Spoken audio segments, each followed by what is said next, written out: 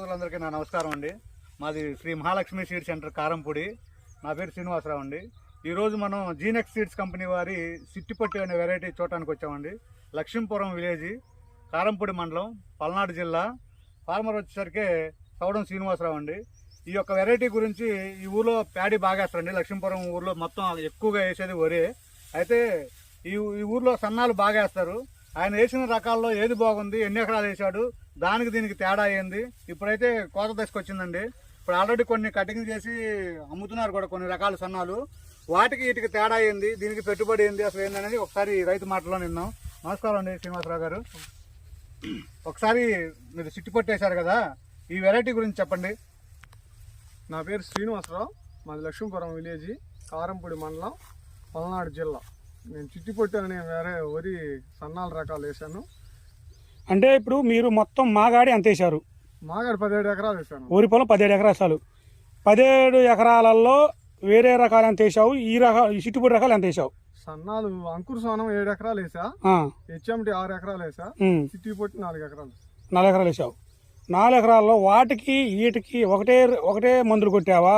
దీనికి దానికి కలిసి ఒకటే పెట్టుబడి అయిందా, లేక దానికైనా తక్కువ, దీనికైనా పెచ్చా అనేది మాకు పూర్తి వివరం చెప్పేసి. దీనికేమో వాటికి 3 సార్లు కొట్టామన్న అంకుర సోనంకి. దీనికేమో ఒకసారి 2 సార్లు కొట్టామన్నా. 2 సార్లు కొట్టారు. 2 సార్లు కొట్టా. అంటే నీకు 2 సార్లు కొట్టావు, బాగానే ఉంది. దీనికి ఏమన్నా మన దోమపోటు కానీ, తెగులు కానీ, అగ్గి తెగులు కానీ ఏమన్నా వాటితో పాటు సమానంగా ఉందా? వాటి మీద ఏమన్నా పెచ్చుందే, తక్కువ ఉందా? దోమపోటు తక్కువ అన్న. దేనికి? చిట్టిపట్టికి.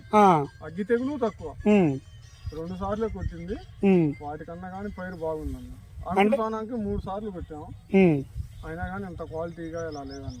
మేము దాన్ని తక్కువ అంటలా, దీన్ని ఎక్కువ అంటలా. నీకు ఎలా ఉందో అలాగ చెప్పేసేయి. అది ఒకటి. నీకు ఇప్పుడు మీ ఊర్లో ఆల్రెడీ అందరూ కోసి అమ్ముతూనే ఉన్నారు. నీ చేను ఆల్రెడీ, నీ చేను పక్కన కూడా ఆ రకం ఉంది.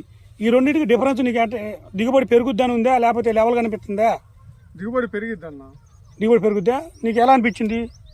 దిగుబడి 4-5 బస్తాలు ఎక్కువ అయితే అన్న. 4-5 బస్తాలు అయితే నీకు ఇందాక నువ్వు ఒక బ్రోకర్కి ఫోన్ చేస్తే, మన ఒడ్లుగానే ఆయన బ్రోకర్ అంటారు కదా, ఆయనకి ఫోన్ చేసావు వ్యాపారస్తుడికి. ఆయన ఏమని చెప్పాడు? దీనికి దానికి రేట్ ఏమైనా డిఫరెన్స్ ఉందా? అదే రేట్ ఉందా? ఒకే రేట్ ఉందా? 1400 చెప్పాడు, చిట్టిపట్టికేమో 15-30 దాకా చెప్పారు. అంటే బస్తాకు వచ్చేసి 130 రూపాయలు పెచ్చు. అది ఒకటి. దీనికి మళ్ళీ దిగుబడి ఆల్రెడీ 45 బస్తాలు గాదివారిపల్ల గాడి పత్తి నాగరాజు అనే రైతు వేసాడు.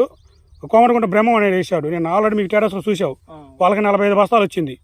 వేరే రకాల 40 బస్తాలు వచ్చింది. అండు పెట్టుబడి తక్కువ, దిగుబడి పెచ్చు, మళ్ళీ రేటు పెచ్చు.